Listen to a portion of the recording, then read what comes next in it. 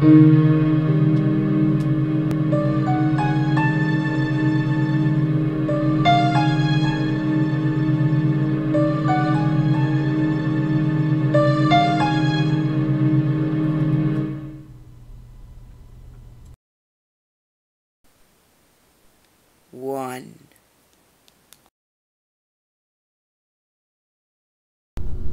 I've experienced a few creepy and unexplainable occurrences throughout my life, but after reading a few of these posts, one especially stands out. One night, back when I was 19, my girlfriend and I were leaving a late-night local movie theater. It was a large multiplex that housed about 15 screens and has since been closed and torn down. Now, when you were leaving the premise, you had only two exits to choose from, one being the front, which put you directly on a small highway, and the other bringing you through the remainder of the large parking lot to a local train station and a larger, faster highway. It was sometime during the winter, and I remember it being unbearably cold as we were leaving.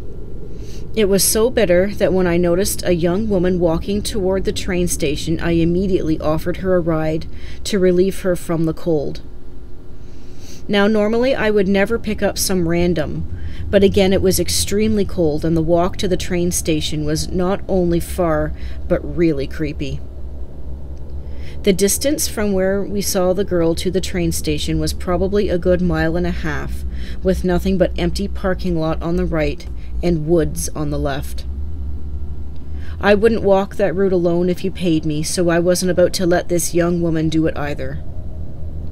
I want to say she hadn't taken that route before and didn't know what the walk would entail.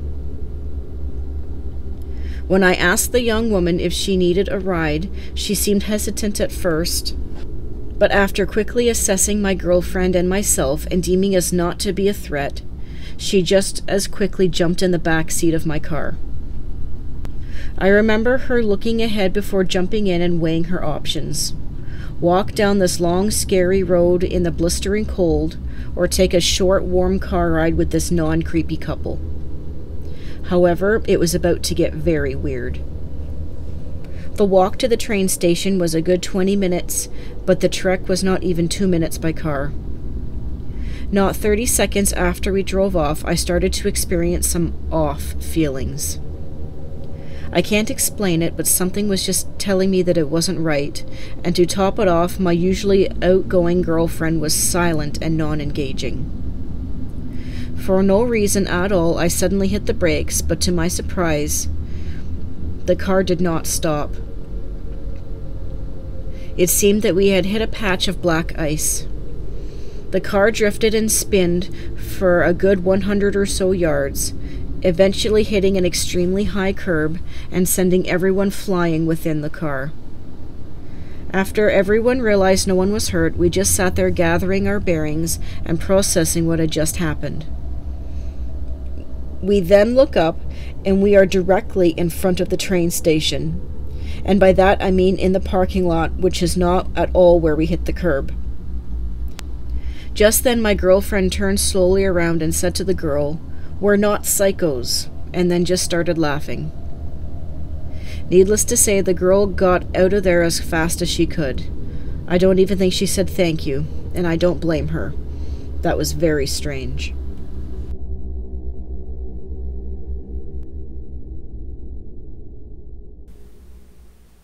Two. A few years back, I was driving home with the family, and about 1/2 mile from the house, there is a side road, a T intersection, joining into the main road we're driving on. We see a car, driven by an idiot, coming very fast on this side road, and we're concerned because they can't continue on straight through as it's a deep ditch and a cornfield, and there is another car heading towards us from the opposite direction on the main road. I slam on the brakes as hard as I can because I couldn't and didn't want to swerve into the oncoming vehicle or into the ditch. We came to a stop past the intersection, in our lane. The car that was going on the opposite direction from our car is stopped on the side of the intersection on their lane. And the idiot's car coming from the T road is sitting stopped in the middle of our road across both lanes. How we, the other car, or the idiot's car missed each other seems impossible. We were all occupying the same location at the same moment of time. Someone would probably say it was close, but it still gives me the shakes every time I think about it.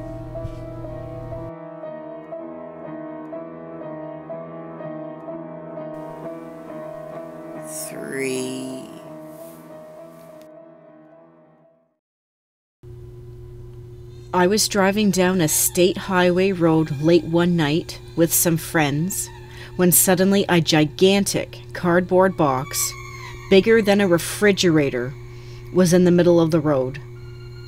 I swerved, just missing it. After less than a mile, it bugged me so much that that box was going to get someone killed that we drove back to remove it from the road. There was no box to be found.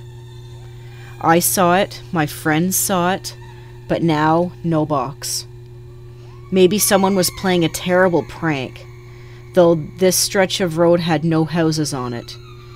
But that box was gone within 2 minutes of me swerving by it. It still confuses me to this day.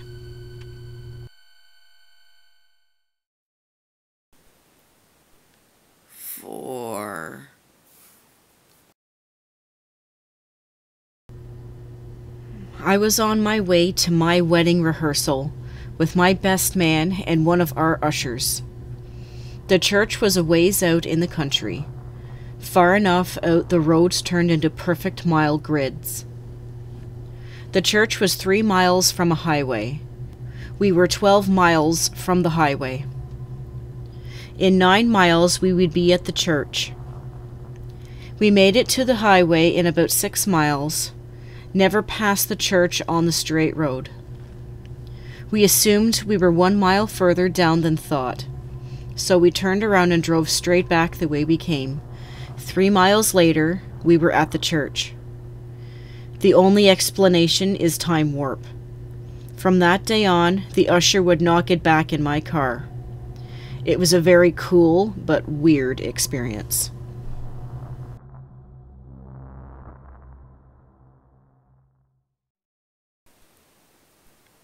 Five.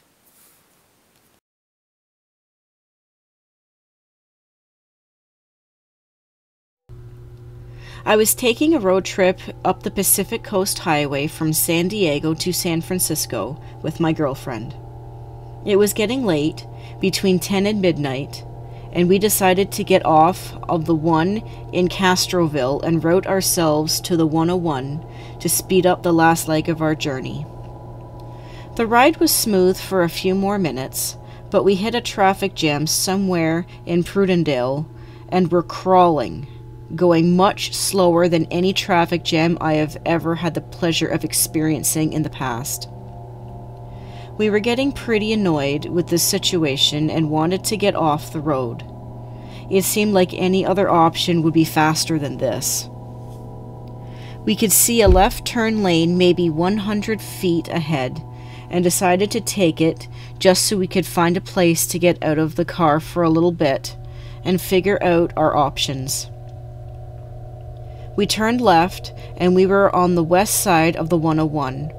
Drove around a while looking for a place to stop, but it was a very residential area and we didn't find any gas stations or businesses to stop at.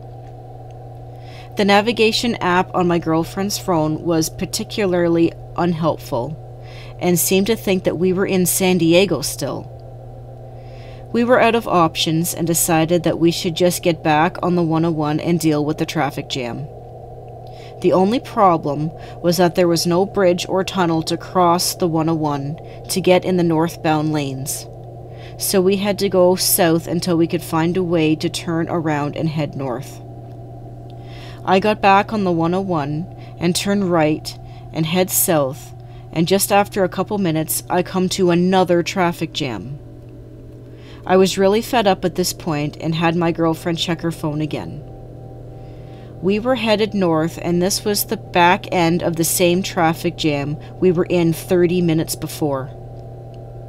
We eventually made it to the source of the backup, and they were doing construction on the only bridge for miles in either direction.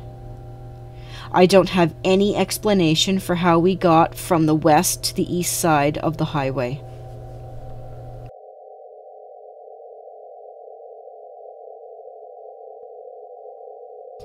Thank you so much for watching and supporting the show. If you have a story to share, send us an email, like us on Facebook, share, like, and subscribe.